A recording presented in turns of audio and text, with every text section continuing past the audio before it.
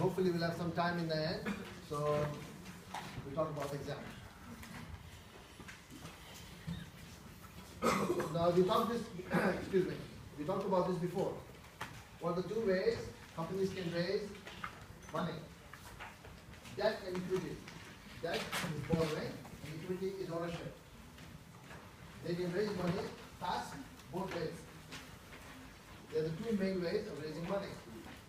Equity takes the form of savings and shares.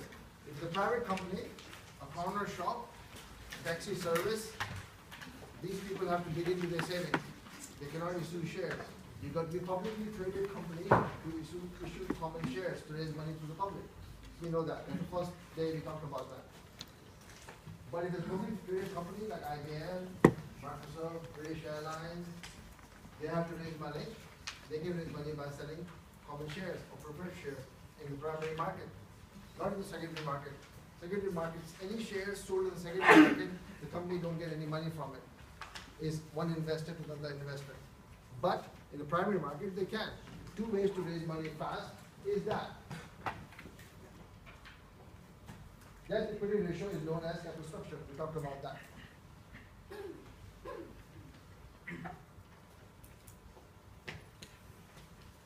These are general knowledge questions. This is for the private firm. Whether it's family owned, proprietorship, sole proprietorship, publicly traded, that's how they do it. How do government raise money? They don't have, which of this part is missing for the government?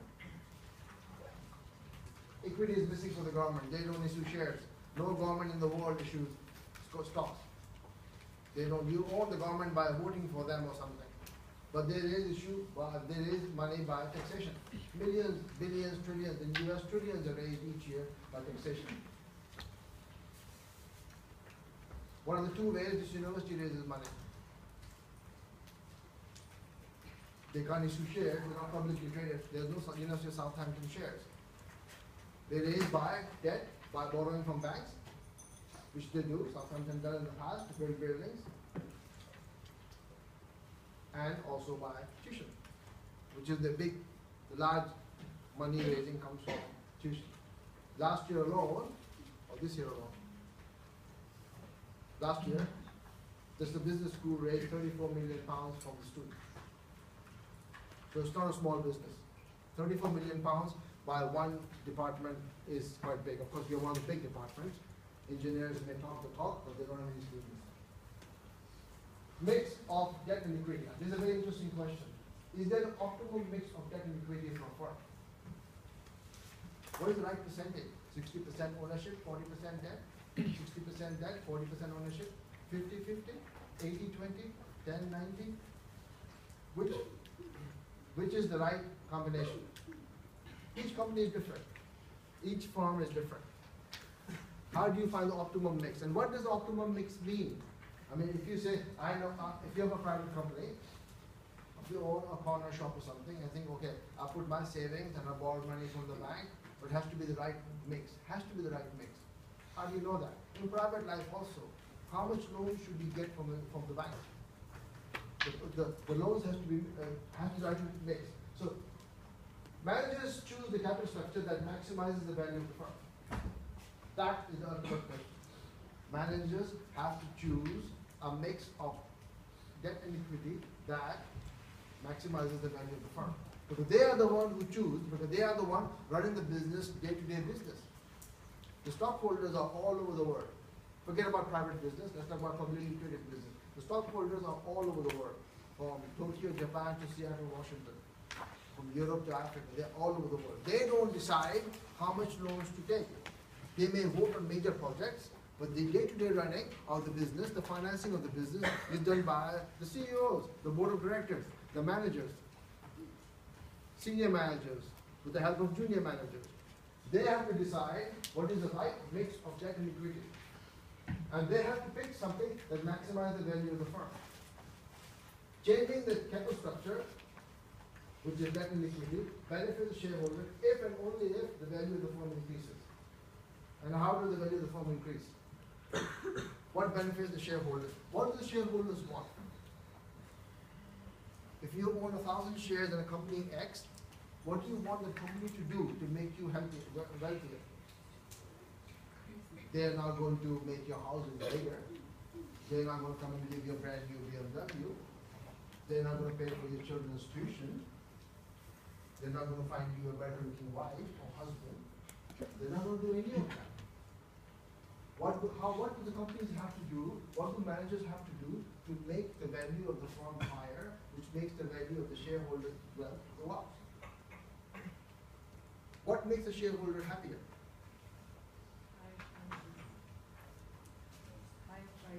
Higher prices. Prices of the shares they're holding have to go up. Only then that they're happy. They bought it for £5 per share. Tomorrow the managers take a decision that makes the shares £7 per share. Stockholders are happy. They have extra £2 per share. I own 1,000 shares, I'm happy. This lady owns 10,000 shares, she's even more happy. This guy owns 1,000,000 shares, same company, we are happy. So they have to do something that increases the value of the firm, which means it increases the price of the stock. The mix has to be such that makes the company stable, gives the right signal to the world, to the financial world. Look, we have the right mix. We're not in debt too much. We're not going bankrupt anytime soon. We are very healthy. We're paying dividends. We have the right mix of capital structure. Share prices are going up. And these guys who decide who are the managers, they decide the life of the managers. These guys are happy. Firms that have debt are known, have no debt are known as unlevered, and firms with debt are known as levered firms. So if you rate the firm is levered, that means they have debt. If you rate the firm as unlevered, that means the firms do not have any debt. If you don't have any debt, your financial situation is unlevered. If you have debt like I do, mortgage and all that, then you have leverage. So unlevered firms means if you go to a job interview or you hear somebody talking saying, oh, company X is completely unlevered, that means they have no debt. They don't owe money to anybody, no loan from the bank and no bonds outstanding. And somebody says the firm is heavily leveraged, that means they are debt in eyeballs. That's just a fancy way of saying having debt or no debt. Now, there's no such words. Now this is no debt, that part, and debt. But we talked about this last time, Monday. There's no such words for ownership. There's no company with no ownership and company with ownership. Company have to have ownership, otherwise it won't exist. Whether it's privately owned by the state, publicly traded, a corner shop, or major company like IBM, somebody has to have ownership. Equity has to be there, otherwise it won't exist. What exists if nobody owns it?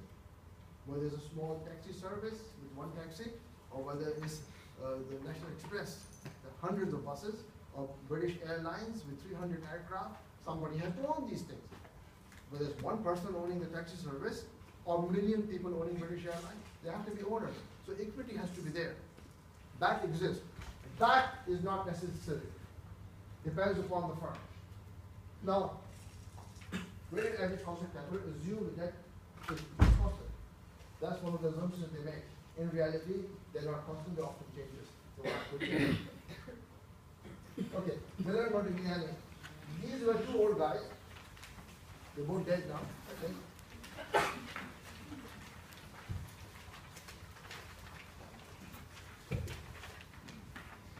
In the 50s, when the capital structure was making a big noise, capital structure policy was making a big noise. In the 50s, I think they're about Miller. Modigliani definitely is, maybe Miller is also. They gave up a couple of propositions. They said first statement they made was, a firm's value will be determined by its projected cash flow of the investment. Firm's value is decided by that. Because they said, if you remember, and always remember that, these guys went by the fact, price of the stock today is based on the dividend in the future.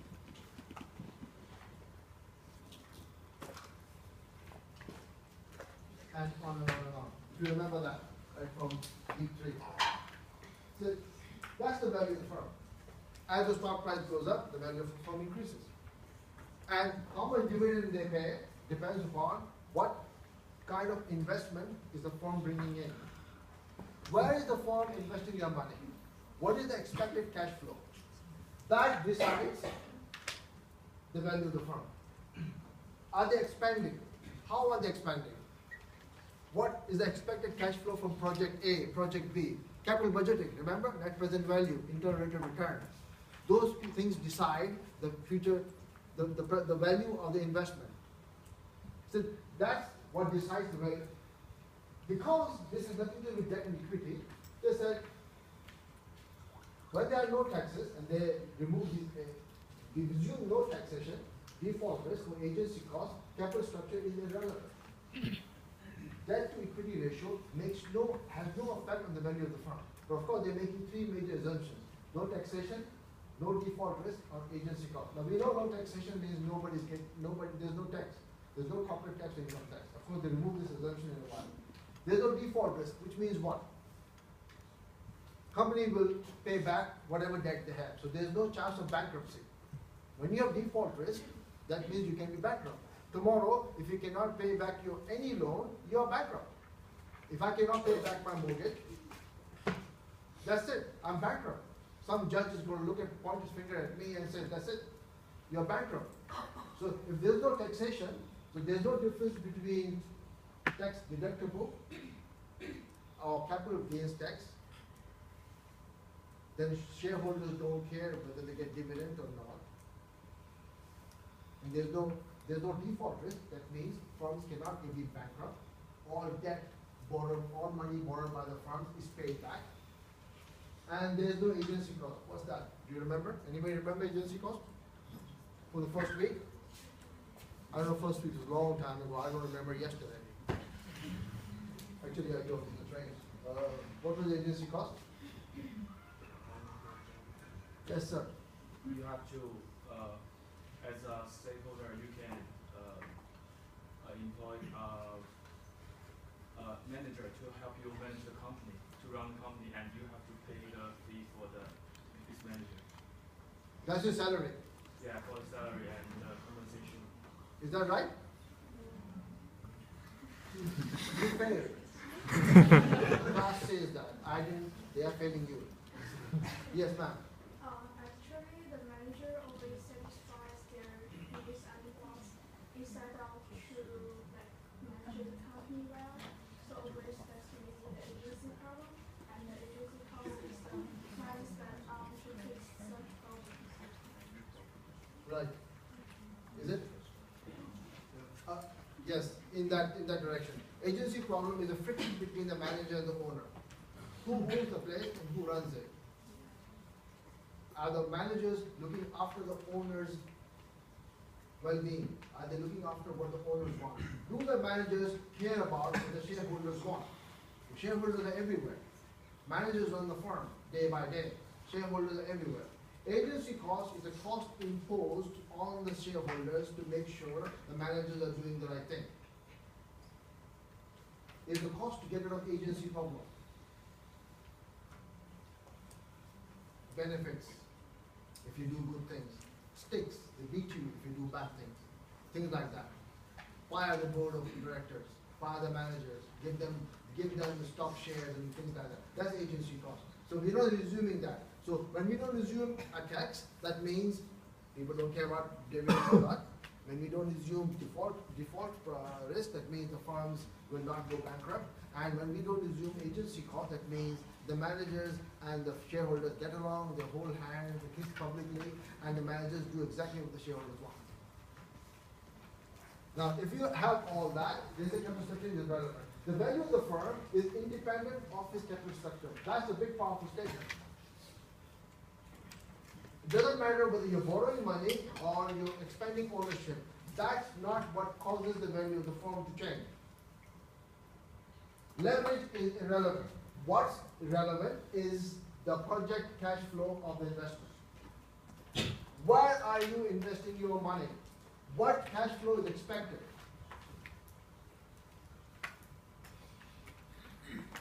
That is not a choice. That is not important. Optimal mix. What's important is that where is the firm investing their money? what cash flow do they expect? What will affect that and that? That's the price. The D over E is not important.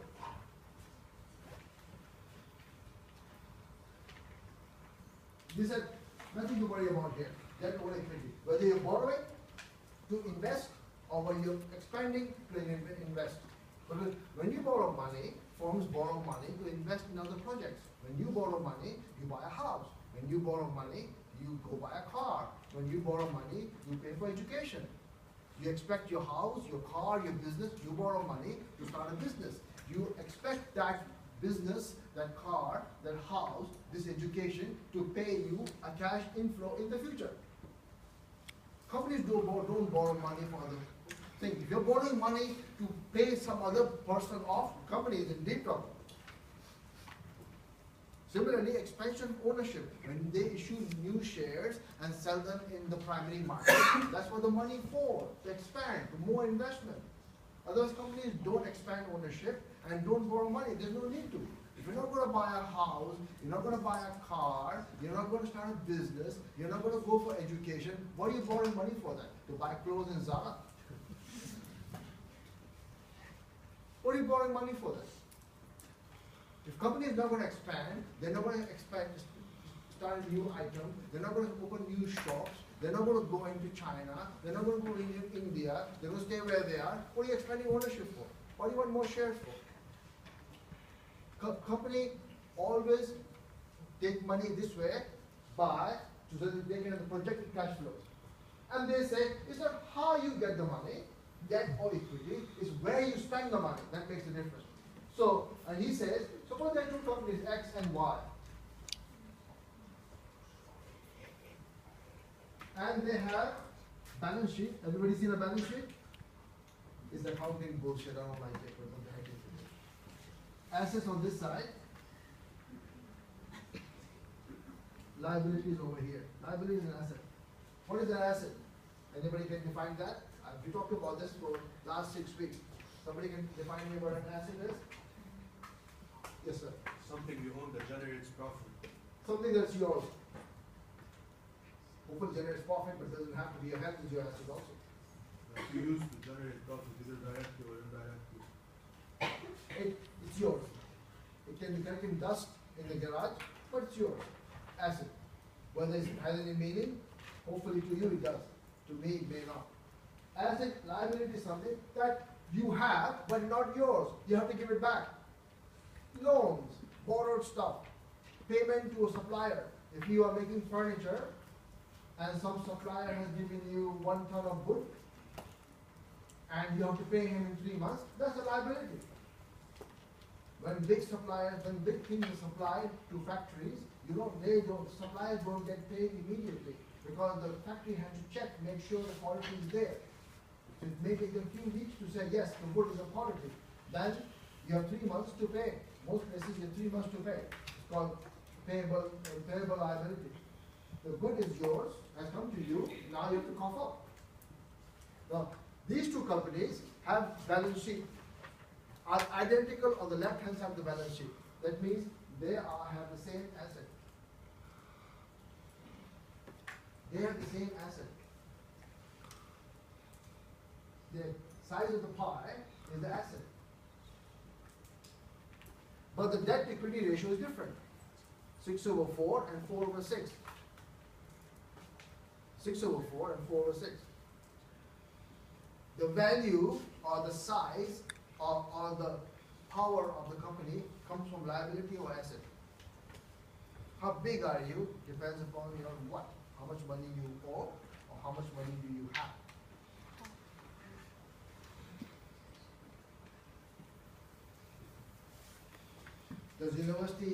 This university, from what they own, the buildings, the campus, the brand name, Russell Group University, that's the asset. They have liabilities also, of course. The size of a company is based on how much assets do they have. So basically, the size of the pie or size of the cake is the same. On this side, both companies have the same asset. Or same size of asset, different assets, but the dollar amount or the pound amount is the same. If that's true, then it doesn't matter how you divide the liability.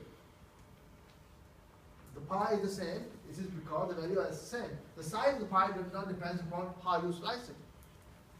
40% goes to debt, 60% goes to ownership, or 60% goes to debt, 40% goes to ownership. How you cut the pie up, it doesn't matter. Both the pies or both the cake, the same size. How you eat it doesn't matter. All depends upon projected cash flows, which investment you're taking, and the size of the assets on that side. If firms are like, if the size of the asset is the same for company X, Y, Z, then they have this, then capital structure is irrelevant. How you pay for it is irrelevant. Game changes, game will change, the assets are different. If X has more assets than Y, then capital structure, then it's two different games. But if the assets are similar or identical size, then how you pay for those assets, by borrowing money or expanding ownership, doesn't matter. Game is, how do these investments that you're paying for by either borrowing or ownership is going to bring the cash flow. That decides the value of the firm. Efficient market. When the investment is revealed to the people, stock price jumps. When investment is revealed to the people, second form of efficient market. If it's surprise news, the stock price will jump, not for long, but it will jump. That's that. Now, of course, they based everything on no tax, default risk, or agency cost. Now, that's Miller and Modigliani first proposition with these three conditions. Now, proposition 2. Now, they said the fun part, of course, the fun part is the equity market. The bond market, the debt market is not fun. They said because this, the rate of return on bond on the debt is known. This is coupon rate.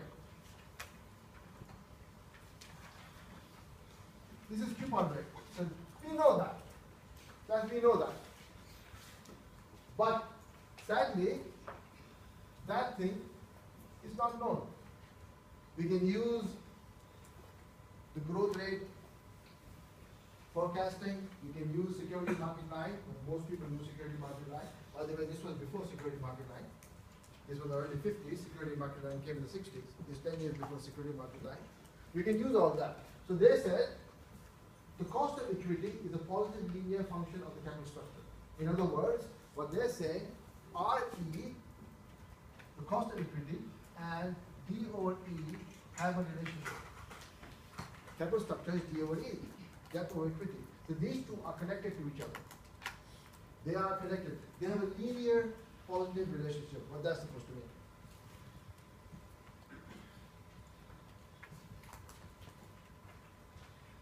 What does positive linear relationship mean? What does the positive relationship mean? They both increase at the same time. And linear means what? Any mathematicians? What you said? Straight. Oh, right. That's just shit. Straight line. Sorry. So, yes, it's a straight line. In other words, what they are saying, when debt to equity ratio increases, if it goes up, then required return on debt to equity ratio goes up, required return will go up. When debt to equity ratio goes down, required return will go down. These two are connected that way. By how much we don't know. Is it a one-to-one relationship? A debt to equity ratio goes up by 1%, required return goes up by 1%. We don't know. It could be more than 1%, could be less than 1%. We don't know the size of the relationship. We know they both go up and go down.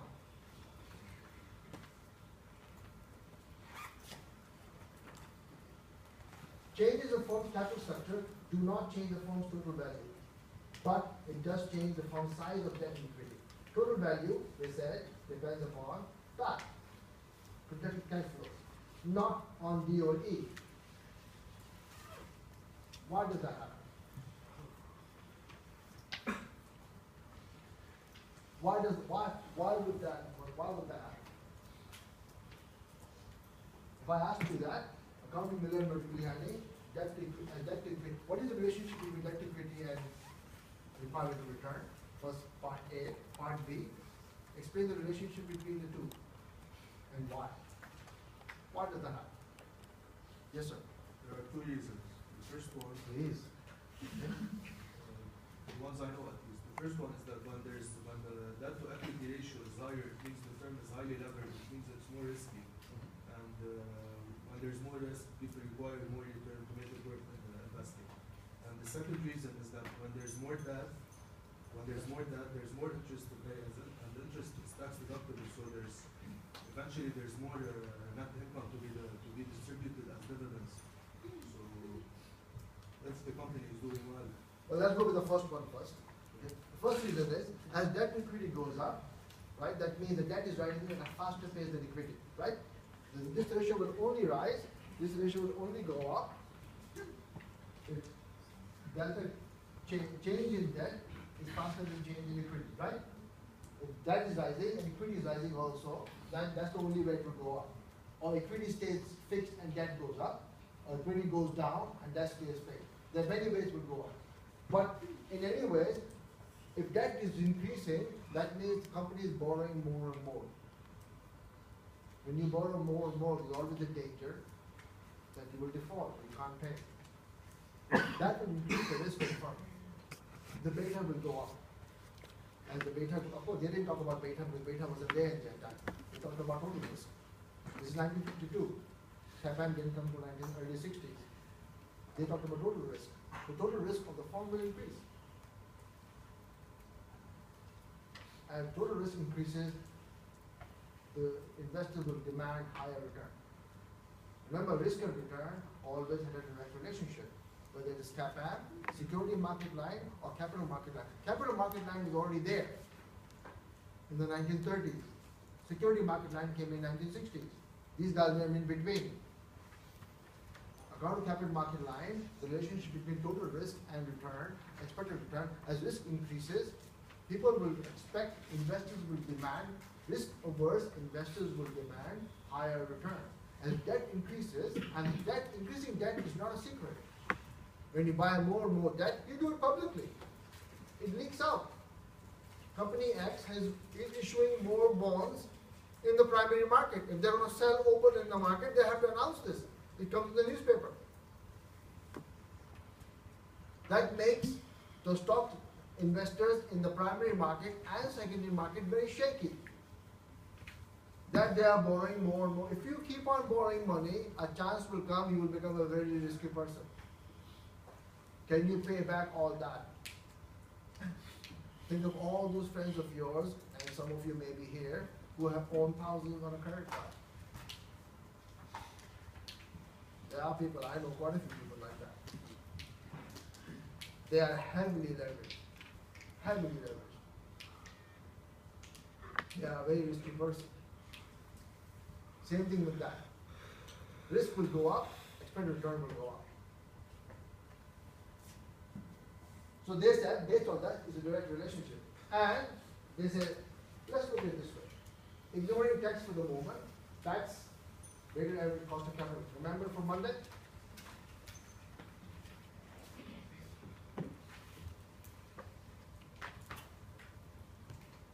Did you see what I did over here? From here to here?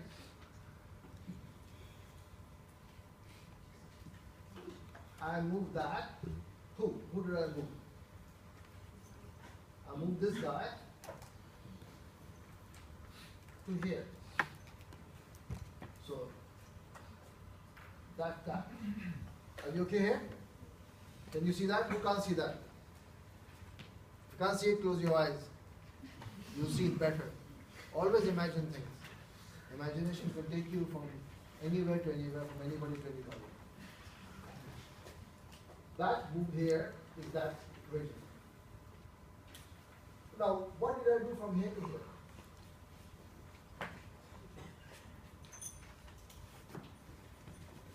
That equation, Divided by E over D. and that equation is the same. But I want this guy to be by itself, right? I want this guy to be by itself. So I divide this thing by V multiplied by E, and this thing by V multiplied by E, and this thing by V multiplied by E. That all becomes 1 V over E, and these disappear V over E. Can you figure this out from here to here? Who doesn't understand? Oh, yeah, right. Everybody understands, right? Good. I'm going to pick somebody to come randomly come into the board and show me how to do that. Close your eyes. I'm going to close my eyes and go. Let's see who. These guys can do it probably. So, everybody understand? Everybody understand how we go from here to here? Now, we did this just Monday. Value is equal to E plus D, right? So, all of these over here, only one B over here, I'm going to replace by E plus D. That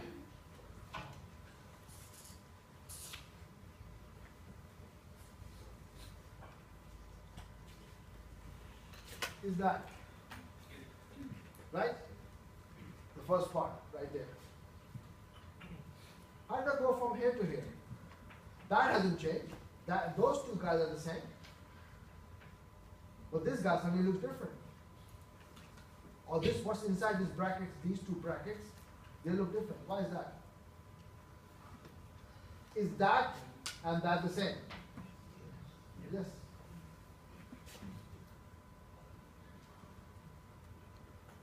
Basic algebra. These two are the same. Right? And now I multiply through RW, weighted average cost of capital, that's what it is, by itself, weighted average cost of capital by this. So I open the bracket up, and that. So this equation, all these equations are the same. Multiply this by this, one is here, multiply this by this, is right there, and that. We have many common factors here. This guy is in two places, and this guy is in two places. But I want a relationship between this guy, this chap, and this chap.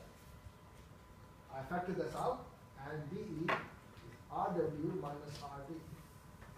This bit over here is that. Everybody with me?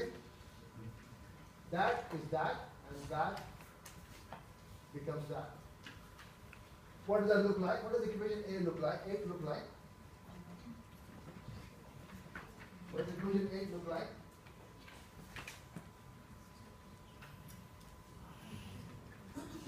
It's equation of a line, right? It's equation of a line. Can you see that? What's that? Hey. Intercept, right? So it's something else. That's A, the intercept, right? RW minus RD is the slope. That's B right there. And this equation 8 shows you a line relationship between RD and capital structure. Expected return on the equity and capital structure. Okay, let's talk about this. Is a positive or negative? RW, is this negative or positive? Come on. So intercept is positive, right? RW minus RD. What is that? Positive or negative?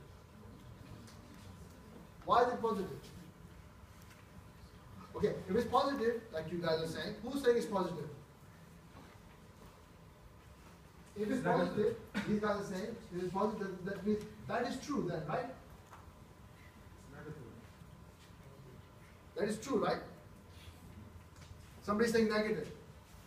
That means RW is less than RD. And I can say why. Please tell me. Because the return usually on that is higher than the return on equity, because that is riskier. So the weighted return between that and equity should be between that and equity, with equity smaller and that higher. Is that true? Yes.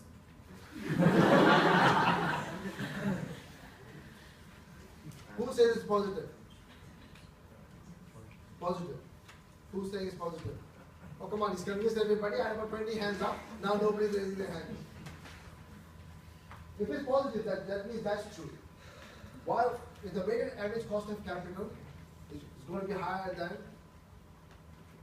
coupon rate. It should be. Equity RE is higher than that. We know that. Because there are more risk in the stock than in the dividends, than in the bond market. Right? Stocks are definitely more riskier. It's more dark room than being in the bond market. In bond market, everything is given to you except for the default risk. In stocks, nothing is given. It's far more risky investment. So RE is more than RD. That's the fact. And if you say weighted average cost of capital, if this thing, the weighted average cost of capital is based on the weights, even if it's less weights on the stocks and more weights on the debt, this thing will always end up in the middle. That's the way it's done. It will lean more towards the RD if the proportion, the weight of the bonds is much higher. It will lean more towards the RD if the weight of the stocks is much higher. If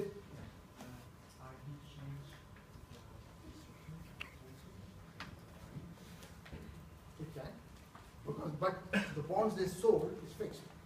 Coupon rate is fixed. When they issue new bonds in the future, then they have a new RD. RE changes all the time with the risk.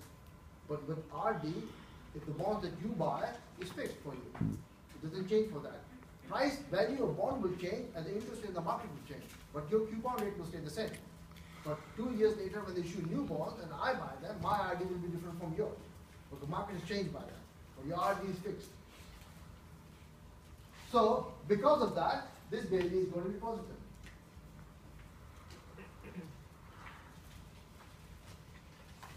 We already discussed that, right there.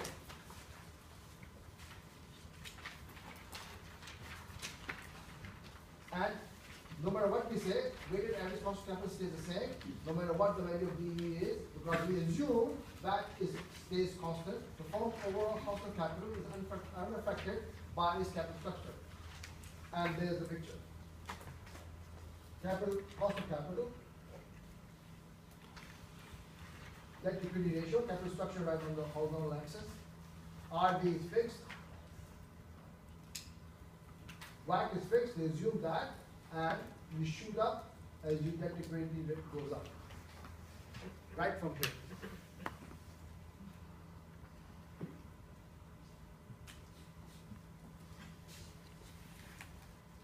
And shoot up as you go up.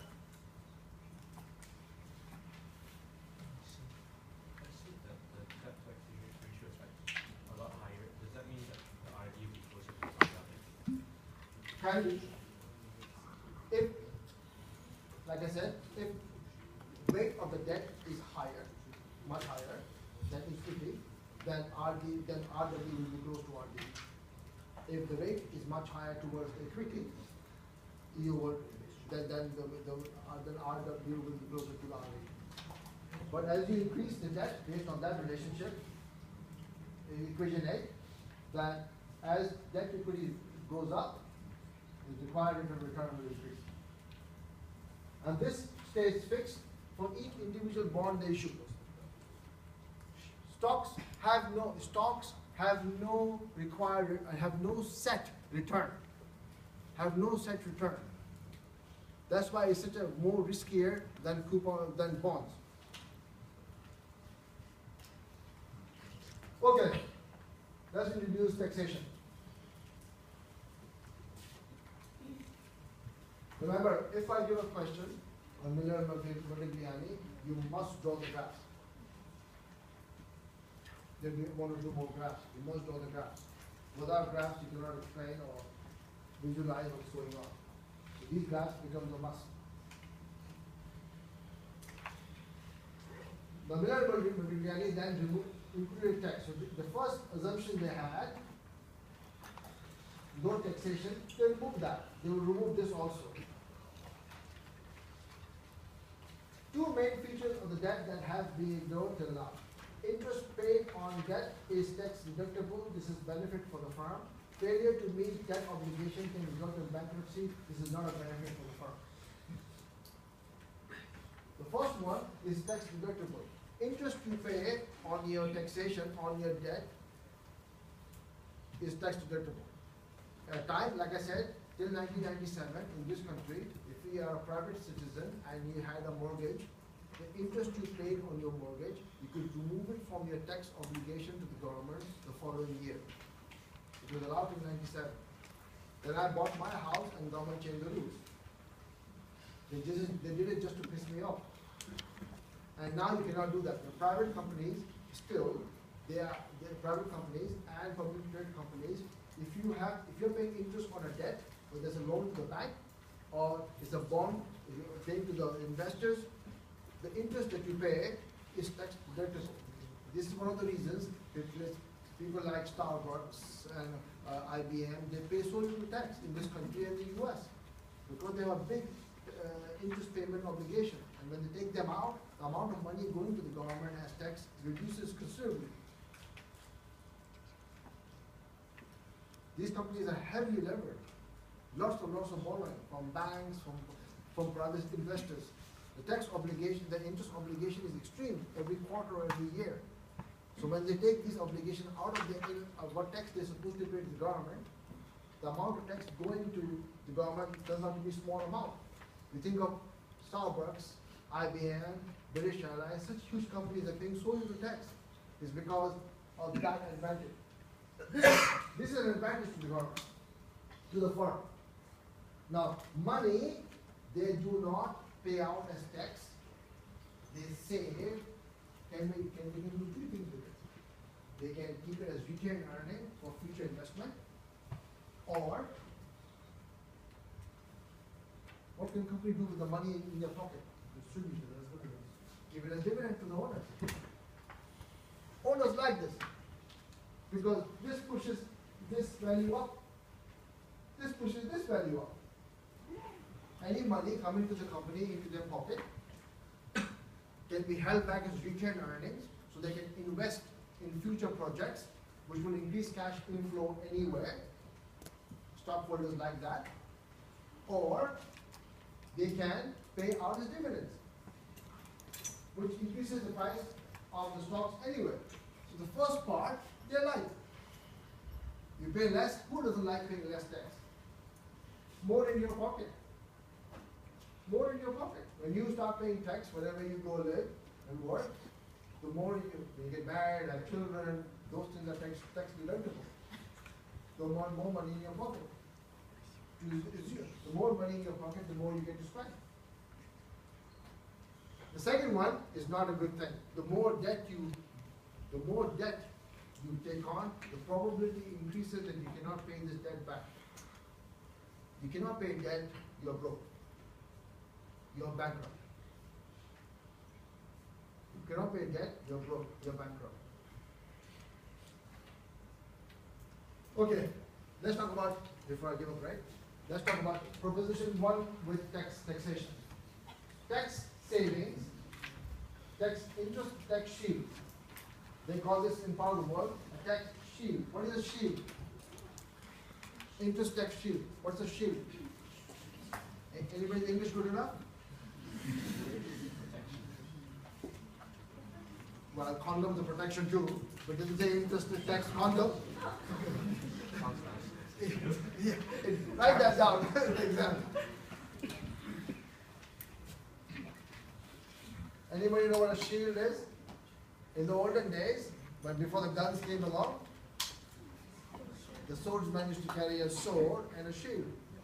You see in the Roman movies, you see in Troy, Gladiator, you see those movies. That's when they stop the other guy from hitting me with his sword. That's a shield. It's a protection. It's something like a protection.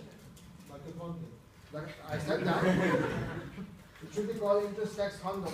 So it's a shield. It's a shield. So this tax saving attained by the firm from interest expenses. Value of the shield is equal to that. Tax fee is the tax rate multiplied by the RD, return requested return on the debt multiplied by the size of the debt in pounds or dollars divided by that. So when these two disappear, right?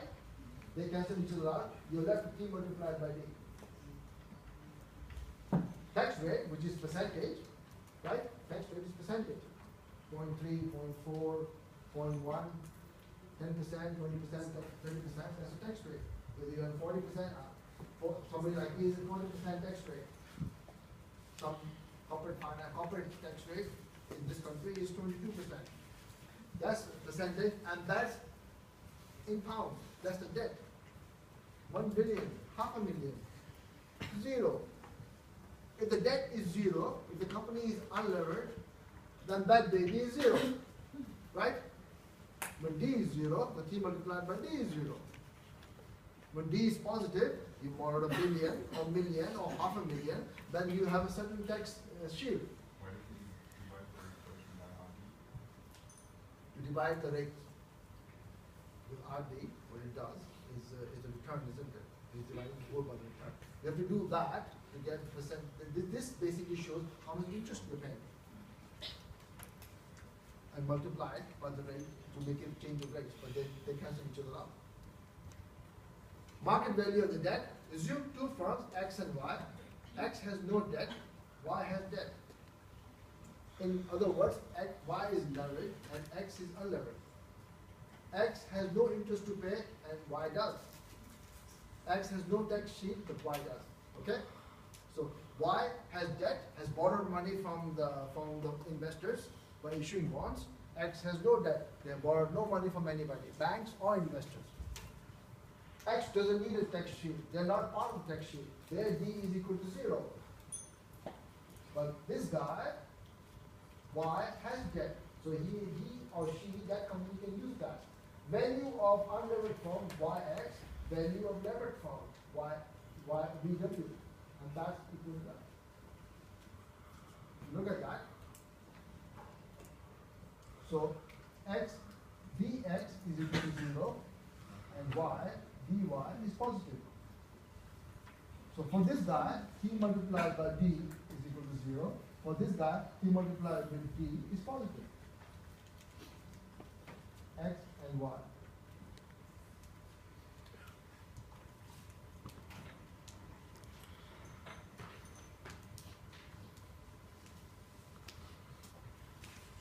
So the value of Y is equal to the value of X plus the tax shield they get. The value of Y is equal to the value of X plus the tax shield that Y is getting. Equation 9 is also an equation of a line. Equation 9 is also an equation of a line. That's the slope and that's the intercept. No different from here. Y is equal to A plus dx. That's the slope, and that's the slope, and that's the intercept. Tax is positive, right? 0.3, 0.4, 0.5. It's less than 1. It has to be less than 1. Tax cannot be 100%. Nobody will work. If you tax people 100%, companies or people, who's going to show up? If you give everything away, who's going to show up? Tax has to be less than 1. It's point something, it's a percentage, point something is less than 1. But it's positive, it's not 0. Tax is never 0 anyway. People may not pay, but tax is not 0. So it's a relationship between the value of Y and D. T is slope. It shows that the positive relationship between the value of levered firm and the market value of the debt. As debt increases, the value of the firm, levered firm increases. Why? Why is that? That's value of Yx, dx is not changing. Why is that fixed? Why is it a straight line? Why is that fixed? That is 0 here. This value, both companies, V, Y and X, both start at this point. Both start at this point. But the debt is 0, right? Company X borrows no money. As time goes, company X borrows no money. So their value based on tax shield stays the same. But company Y borrows more and more money, and the value of the company increases by this difference.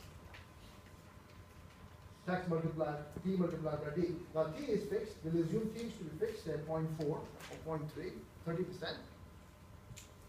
What's changing is D. So as D increases, the value of the Y increases, right? The question is, why does the value increase? Why does the value increase? As you borrow more and more debt, why does the value increase?